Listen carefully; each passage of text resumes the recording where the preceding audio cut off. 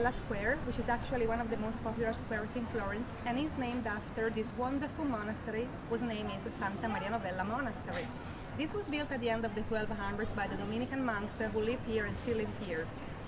If we look carefully at the facade, you can tell that the lower part seems a little bit different from the upper side.